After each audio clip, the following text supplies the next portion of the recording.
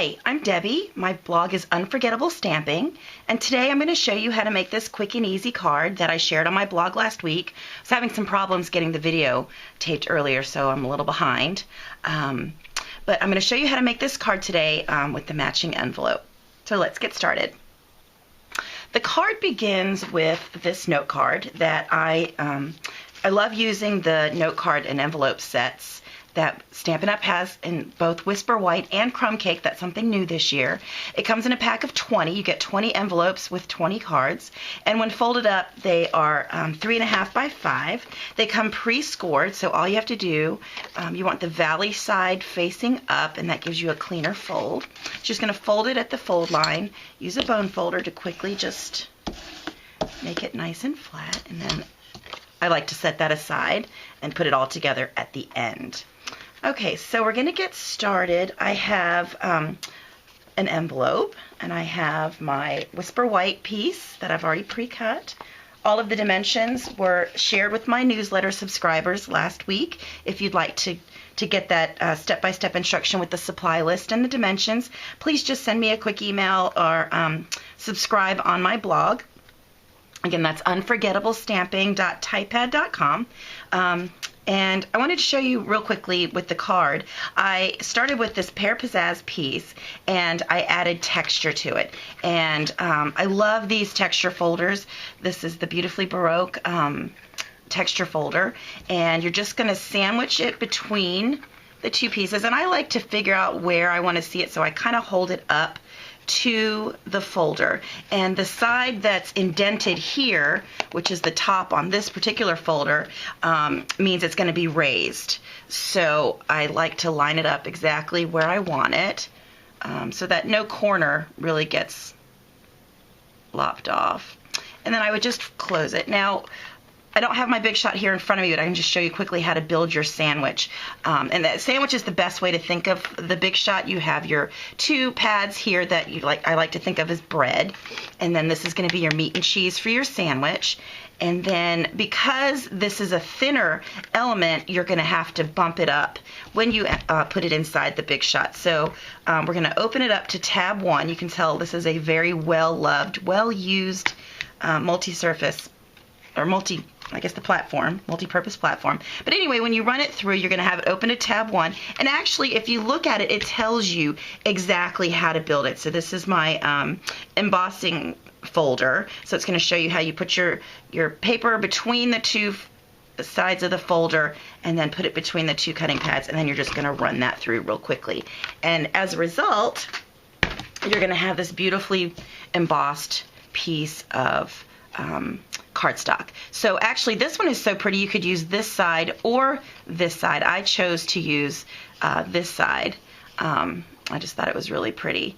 So now I'm going to use this as a guide, because I'm going to stamp on the top part. I cut a piece of Whisper White that's going to be popped up on my card, and I'm just going to place it here so I can kind of get an idea for how far up I need to stamp my image. Now, this stamp is a floral image. It's from the new World of Dreams stamp set, which I love. Lots of silhouette images here, which you can color, or, like I'm going to do today, or I did a swap card recently where I'm using this image as a silhouette. I'll share that with you later. But for this particular card, I'm using the sentiment, wishing you a wonderful journey through a world of dreams come true, and this floral piece here. Okay, so now to get the two-toned effect on a single stamp, what I'm going to do is take two markers, and I've chosen Pear Pizzazz and Blushing Bride. These are two colors that were actually in colors a couple of years ago, and they've come back. So I know that they work well together, and I'm just going to color it directly on my stamp. Now, this is something I learned at convention last year. Our markers are dual tipped. You have a fine brush tip and a fine point here. And you can see on here if you swirl it around to see which is which. But actually, Stampin' Up! Was really kind and put this really wide white line on the side that's the brush tip, and this fine line here on the side that's the fine point. So rather than having to twirl it around to see, which one has the brush tip and which has, you can just look for that wide line. So, okay, I'm going to start with my Blushing Bride because it is the lighter color, and I do tend to like to color when I'm doing multiple colors on a stamp with the lightest color first. I'm just going to color in the flowers, and this is really, really fast. It doesn't have to be perfect because we're actually going to add some 3D flowers to this. I attended a scrapbook convention last weekend with my sister up in the Northern Virginia area outside of Washington, D.C., and it was a rubber stamping and scrapbooking convention. And I noticed that 3D flowers were everywhere, you know, scrapbook pages, on cards. So dimensional flowers is something I think that you're going to see a lot in the coming months. So my card just kind of works, and that was before I even went up there because I posted this card last week. Okay, so now that I've colored in, as you can see, now the Blushing Bride has probably already dried. So in order to re-moisten all of the ink, I'm just going to huff on it.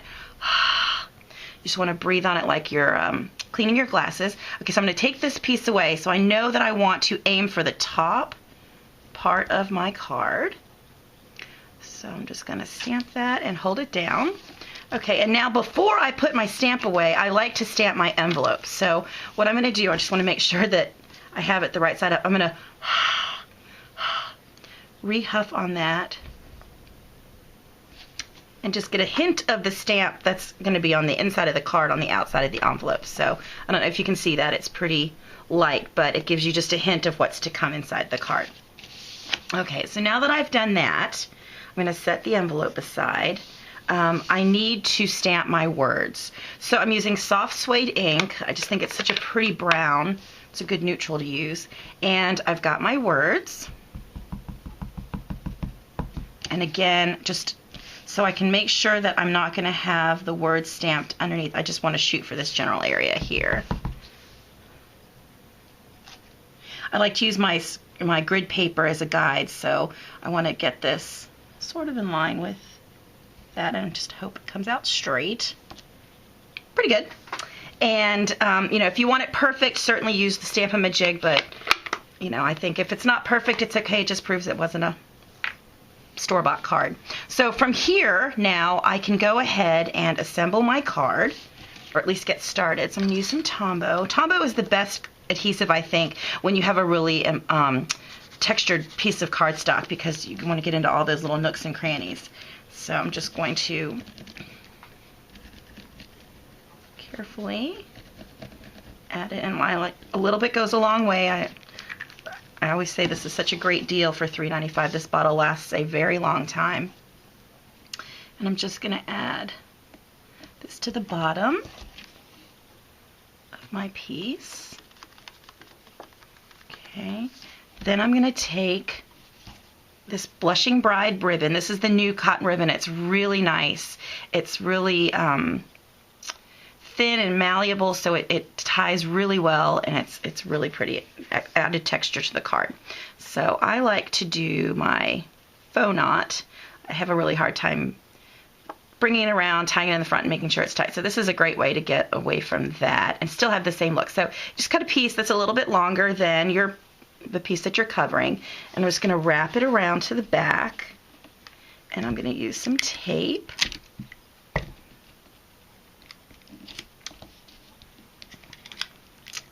And tape that down. Okay. You want to make sure there's a little bit of give there. And then I'm going to take my spool of ribbon and just slip this under here like this.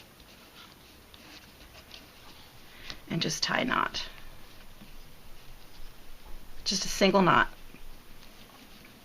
And you can kind of play with it, bring it around from the back so that it's a flatter knot. And then tighten that up. I'm just going to take my ribbon scissors here and cut it at an angle. Okay, So now I can put all that away. Now, in order to embellish it with the flowers, what I did was I took this new little, this is one of the 3 in the Itty Bitty Accents punch pack. It's a new trio of little punches, and this one makes this really pretty flower.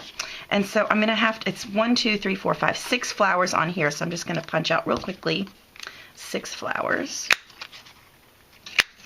It just has scrap, strip, 1, 2, 5, 6 of the Blushing Bride cardstock. Now, I'm going to fold these up so that the petals come up, and this is really fast. Because this is so small, you don't have to wet it. It actually just folds up pretty well. And I'm going to try to mimic the shape of the flowers. So like these two are a little bit smaller. It's almost like the flower is bent over. So I'm going to mimic that when I glue it on. But for these, just to get started, I'm going to go ahead and, okay. So now that they're all folded up, I'm just going to put a little bit of this Tombow. Just a little bit. And I'm going to stick that down on that flower. Use my bone folder to help get that situated. Okay. And then I'm just going to add, starting with the biggest flowers first. If you notice, I keep my Tombow on its side, and that keeps, if you put it upright, all the glue runs down to the bottom. So by keeping it on its side like that, it really helps. Now, these flowers are kind of bent over, so I'm just going to take it and kind of fold it over like this. Put a little bit on the bottom edge here.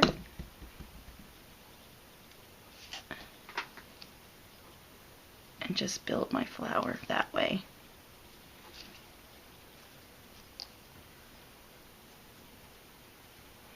This one's folded over this way. I'm just following the stamped image. Oops. Stay. And once they're glued down, you can really manipulate the petals more, but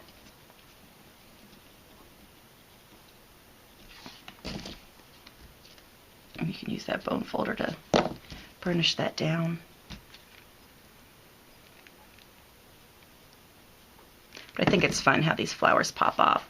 And because it's cardstock, it's going to fold flat.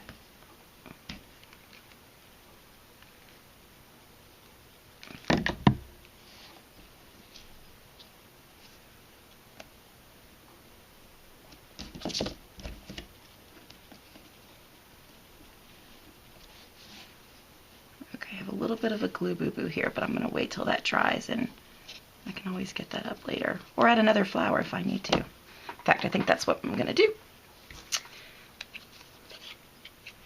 Nobody will ever know unless they own this stamp set and they double check it. So use it as an embellishment opportunity. That's what I always say. There's no need to panic. No one will never know that that flower was not supposed to be there. Okay, so now that we've done that, I just wanted to add a few little pearls to my flowers. The best way, especially with these little teeny tiny ones, and you can see I have used almost all of these. I like to use these little tiny ones. I'm just going to pick it up and put it right in the center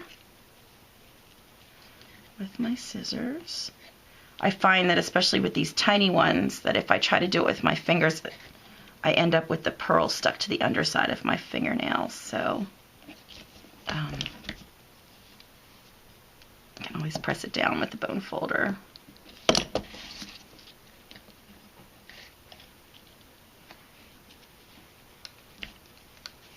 If it gets upside down, you can just lift it up with, stick it to the back side of the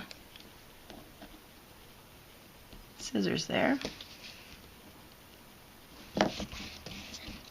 Just turn your card.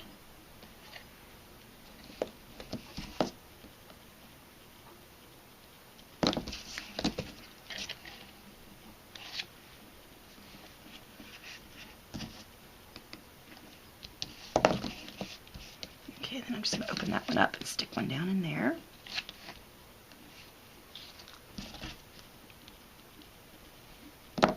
Okay, now that these are mostly dry, I can now remanipulate these flowers to give it more dimension. Like I said, I was at that scrapbook convention and everything had dimension. It was really fun to see the trends that are out there, and great to see that Stampin' Up! Is right on trend with our brand new catalog. Okay, so now the last step we're going to do, I'm just going to pop it up on my card front. So I'm just going to flip it over and add some Stampin' Dimensionals to the back.